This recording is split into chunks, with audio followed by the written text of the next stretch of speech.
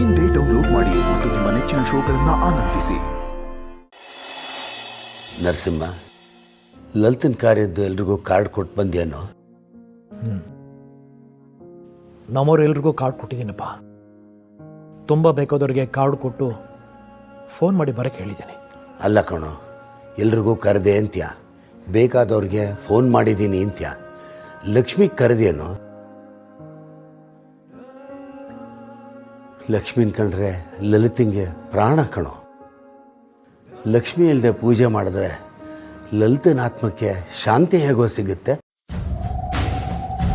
ಅವಳಿಗೆ ಕಾರ್ಡ್ ತಲುಪಿಸೋ ವ್ಯವಸ್ಥೆನ ಮಾಡಿದ್ದೀನಪ್ಪ. ಆದರೆ ಅವಳು ಬರ್ತಾಳೆ ಅಂತ ಅಂದ್ಕೊಂಡಿದ್ಯಲ್ವ ನೀನು? ಅವಳು ಬರೋದು ಬೇಡ, ಪೂಜೆ ಮಾಡೋದು ಬೇಡ. ಹಾಗಲ್ವೋ? ಅವಳಿಗೂ ಅವ್ರ ಅದಕ್ಕೆ ಪೂಜೆ ಮಾಡಬೇಕು ಅನ್ನೋದು ಆಸೆ ಇರೋದಿಲ್ವೇನೋ? ಬೇಡಪ್ಪ.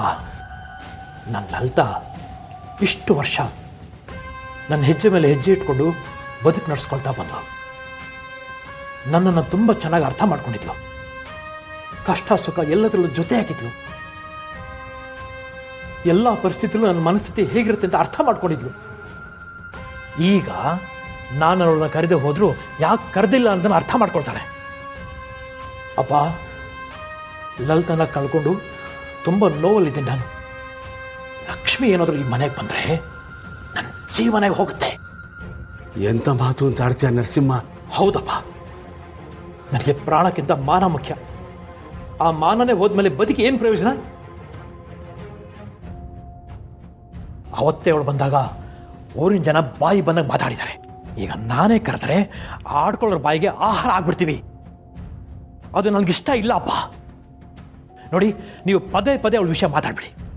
ಅದರಲ್ಲೂ ವಿಶ್ವನ ಎದುರಿಗೆ ಮಾತಾಡಲೇಬಾರ್ದು.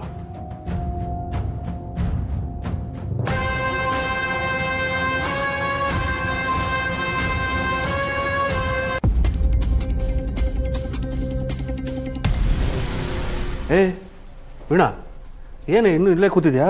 ಮಲಗೋದಲ್ವಾ? ನಿದ್ದೆ ಬಂದಿಲ್ಲ ರೀ. ಯಾಕೆ, ಏನಾಯ್ತು? ಪಾಪ ರೀ, ಅತ್ತೆ ಮಾವ ಕನ್ಸಲ್ ಸುತ್ತ ಯಾರಿಗೂ ಕೆಟ್ಟದನ್ನು ಬಯಸಿದವರಲ್ಲ. ಇಳಿ ವಯಸ್ಸಲ್ಲಿ ಮನೆಯಿಂದ ಆಚೆ ಹಾಕಿರೋ ನಿಮ್ಮ ಮೇಲೇ ಇನ್ನೂ ಮಮಕಾರ ತೋರಿಸ್ತಾರೆ. ನಮ್ಮ ಸಮಸ್ಯೆನೆಲ್ಲ ಇಷ್ಟಾದ್ಮೇಲೂ ಪರಿಹಾರ ಮಾಡಿಕೊಟ್ಟಿದ್ದಾರೆ. ಯಾಕೆ ಜನ ಅವ್ರು ನೋಯಿಸ್ತಾರೋ ನಂಗೆ ಅರ್ಥ ಆಗಲ್ಲ. ಅಯ್ಯೋ, ಹೇಳಿದ್ದೀನಿ ಎರಡು ಸಲ ಹೇಳ್ತೀಯ. ಏನು ಅಂತ ವಿಷಯಕ್ಕೆ ಬರೆ. ಅದೇ ರೀ, ಅತ್ತೆ ಸ್ನೇಹಿತೆ ಒಬ್ರು ತೀರ್ಕೊಂಡ್ರು ಅಂತ ಹೇಳಿದ್ನಲ್ಲ, ಅವ್ರ ಮನೆಯವರು ಪಾಪ ಅವ್ರದ್ದು ಯಾವ ಕಾರ್ಯಕ್ಕೂ ಅತ್ತೆನ ಕರೆದೇ ಇಲ್ವಂತೆ. ಅತ್ತೆ ಬೇಜಾರು ಮಾಡ್ಕೊಂಡಿದ್ದಾರೆ. ಏನು ಮಾಡೋಕ್ಕಾಗುತ್ತೆ, ಅವ್ರ ಬ್ಯುಸಿನಲ್ಲಿ ಮರ್ತಿರ್ಬೇಕು. ಅದಕ್ಕೆ ಯಾಕೆ ತಲೆ ಕೆಡ್ಸ್ಕೋಬೇಕು? ಅದು ಹೆಂಗ್ರಿ ಮರ್ತು ಬಿಡ್ತಾರೆ? ಅವರಿಬ್ಬರು ಪ್ರಾಣ ಸ್ನೇಹಿತರು. ಅವ್ರ ಮನೆಯವ್ರಿಗೂ ಇದೆಲ್ಲ ಗೊತ್ತು ತಾನೆ, ಬೇಕು ಅಂತಲೇ ಮಾಡಿರ್ತಾರೆ. ಅಯ್ಯೋ, ನೀನು ಕಾರ್ಯದ ಬಗ್ಗೆ ಮಾತಾಡ್ತಿದ್ರೆ ನಾನು ಅವ್ರ ಸಾವನ್ನು ಇಟ್ಕೊಂಡೆ ದುಡ್ಡು ಮಾಡ್ತಾ ಇದ್ದೀನಿ ಕಣೆ. ನನ್ನ ದೇವರು ಕೂಡ ಕ್ಷಮಿಸಲ್ಲ ಅನಿಸ್ತಿದೆ. ಆದರೆ ಏನು ಮಾಡಲಿ ದೇವರೇ, ನೀನೇ ನನಗೆ ಇಂಥ ಪರಿಸ್ಥಿತಿನ ತಂದಿಟ್ಟಿರೋದು. ಇದ್ರಲ್ಲಿ ನಂದೇನು ತಪ್ಪಿದೆ ನೀನೇ ಹೇಳು. ಯಾಕೆ ಲೈಫಲ್ಲಿ ಇಂಥ ಟ್ವಿಸ್ಟ್ ಆ್ಯಂಡ್ ಟರ್ನ್ಸ್ ಕೊಡ್ತಿದ್ಯಾ? ನನಗಂತೂ ತಡ್ಕೊಳ್ಳೋದಕ್ಕೆ ಆಗ್ತಿಲ್ಲ. ರೀ, ಏನು ಯೋಚನೆ ಮಾಡ್ತಿದ್ದೀರಾ? ಏನಿಲ್ಲ ಕಣೆ. ಅದು ಸರಿ, ಹಾಂ, ಇಷ್ಟ ತನಕ ನೀವು ಎಲ್ಲಿಗೆ ಹೋಗಿದ್ರಿ? ಅದೇ ಕಣೆ, ಈ ದುಡ್ಡು ಬೇಕಾಗಿತ್ತಲ್ಲ, ಅದಕ್ಕೆ ನನ್ನ ಫ್ರೆಂಡ್ ಹತ್ರ ಮಾತಾಡ್ಕೊಂಬರಕ್ಕೆ ಹೋಗಿದ್ದೆ. ಅವ್ರು ಇರೋದು ದುಬೈಲಲ್ವೇನ್ರಿ? ಹಾಂ, ದುಬೈಲೇ ಇರೋದು. ಅಲ್ಲಿಂದ ದುಡ್ಡನ್ನು ಅವನೇನು ಸ್ಪೀಡ್ ಪೋಸ್ಟಲ್ಲಿ ಕೊಡ್ಸೋಕ್ಕಾಗತ್ತಾ? ಅವರು ಇಲ್ಲಿರೋ ಇನ್ನೊಬ್ರಿಗೆ ಹೇಳ್ತಾನೆ, ಅವರು ನನ್ನ ಹತ್ರ ಮಾತಾಡ್ತಾರೆ. ಅದಕ್ಕೆ ಅಷ್ಟೆಲ್ಲ ಇದೆ. ಏನೋ, ನಾನು ಹೋಗಿ ಮಲ್ಕೋತೀನಿ. ನಿಮ್ಗೆ ಲೇಟ್ ಆಗುತ್ತಾ? ಇಲ್ಲ ಇಲ್ಲ, ಬರ್ತೀನಿ, ನೀನು ಹೋಗಿ.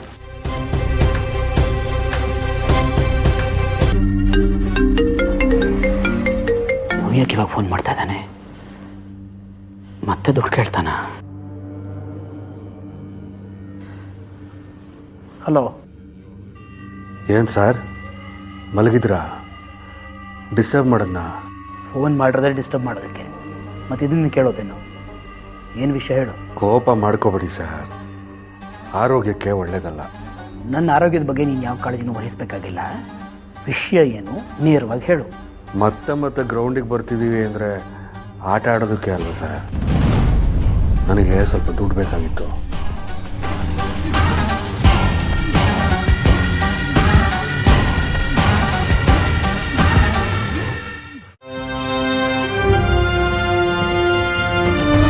ನಾನು ಹಿಂದಿನ ಸರ್ತಿನೇ ನಿನಗೆ ಹೇಳಿದ್ದೆ, ಮತ್ತೆ ನನ್ನ ಹತ್ರ ದುಡ್ಡು ಕೇಳೋ ಸಾಹಸ ಮಾಡಬೇಡ ಅಂತ.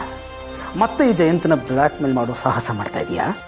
ಸರ್ ಏನು ಮಾಡೋದು ಸರ್, ನನಗೂ ದುಡ್ಡು ಕೇಳಬಾರ್ದು ಅಂತಲೇ ಇತ್ತು ಸರ್. ಆದರೆ ಏನು ಮಾಡಲಿ, ಕಷ್ಟಗಳು ಒದ್ದುಕೊಂಡು ಬರ್ತಾ ಇದೆ.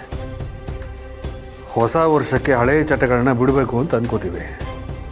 ಆದರೆ ಮಾರನೇ ದಿನ ಹಳೆಯ ಚಟದ ಜೊತೆಗೆ ಹೊಸ ಚಟ ಶುರುವಾಗುತ್ತಲ್ಲ, ಹಾಗೆ ಸರ್ ಇದು.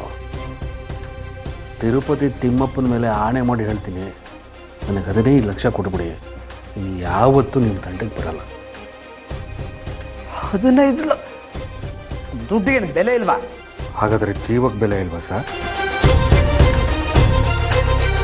ನೋಡು, ನೀನು ಕೇಳಿದಾಗೆಲ್ಲ ದುಡ್ಡು ಕೊಡೋದಕ್ಕೆ ನಾನೇನು ದುಡ್ಡಿನ ಮರ ನೆಟ್ಟಿಲ್ಲ. ಈ ಸಲ ನನಗೆ ದುಡ್ಡು ಕೊಡೋದಿಲ್ಲ. I will not pay you. ದುಡ್ಡು ಕೊಡಲ್ಲ ಅಂದರೆ ನಾನು ಸುಮ್ಮನೆ ಆಗ್ಬಿಡ್ತೀನಾ? ನನಗೆ ದುಡ್ಡು ಬೇಕು ಅಷ್ಟೇ. ಏನು ಹೆದರಿಸ್ತಾ ಇದೆಯಾ?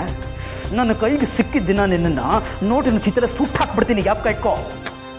ಸರ್, ಆ ಸುಡೋ ನೋಟನ್ನೇ ನನಗೆ ಕೊಟ್ಟರೆ ಆಗುತ್ತಲ್ವ ಸರ್? ಸರ್, ನಿಮ್ಮನ್ನು ಜೈಲಿನ ಯೂನಿಫಾರ್ಮಲ್ಲಿ ನೋಡೋದಕ್ಕೆ ನನಗೆ ಇಷ್ಟ ಇಲ್ಲ.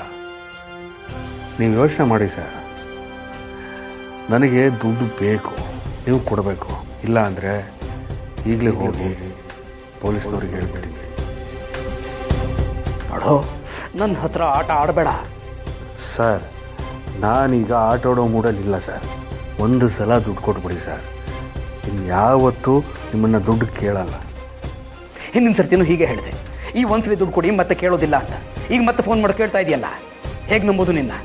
ಸರ್, ಕಷ್ಟ ಅನ್ನೋದು ಗುಮ್ಕೊಂಡು ಬಂದು ಗುದ್ದುತ್ತಾ ಇದೆ. ನನಗೆ ಬೇರೆ ದಾರಿ ಇಲ್ಲ ಸರ್, ಅದಕ್ಕೆ ನಿಮಗೆ ಫೋನ್ ಮಾಡಿರೋದು. ನೀವು ಕೊಟ್ಟೇ ಕೊಡ್ತೀರಾ ಅನ್ನೋ ನಂಬಿಕೆಯಿಂದ.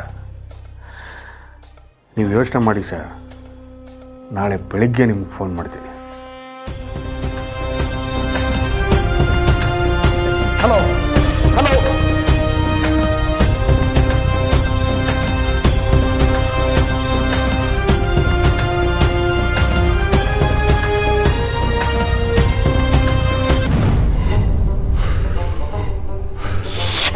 ಎಲ್ಲರೂ ಒಟ್ಟಿಗೆ ಮಾತಾಡಬೇಡಿ.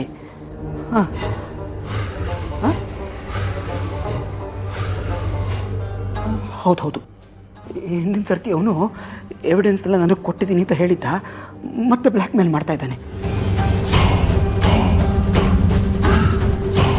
ಹೌದು, ದುಡ್ಡು ಕೊಡದೆ ಹೋದರೆ ಈ ಸಲ ಎವಿಡೆನ್ಸ್ನ ಪೊಲೀಸ್ನವ್ರಿಗೆ ತಲುಪಿಸ್ಬಿಡ್ಬಹುದು,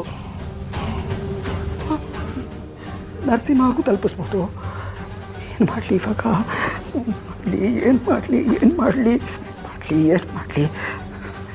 ನೋಡಿ, ಹಿಂದಿನ ಸರ್ತಿನೇ ಅವನು ದುಡ್ಡು ತೊಗೊಂಡ್ಮೇಲೆ ಮತ್ತೆ ದುಡ್ಡು ಕೇಳೋದಿಲ್ಲ ಅಂತ ಹೇಳಿದ್ದ ತಾನೆ. ಮತ್ತೆ ಅವನ ಮಾತಿಗೆ ಯಾಕೆ ಬದ್ಧನಾಗಿರ್ತಾ ಇಲ್ಲ? ಅವನ ಮಾತಿಗೆ ಬದ್ಧವಾಗಿ ಅವನಿದ್ದಿದ್ರೆ ಎಲ್ಲ ಸರಿ ಹೋಗ್ತಿತ್ತು ತಾನೆ. ಲಕ್ಷ್ಮೀ ನಿವಾಸ ಲಕ್ಷ್ಮೀ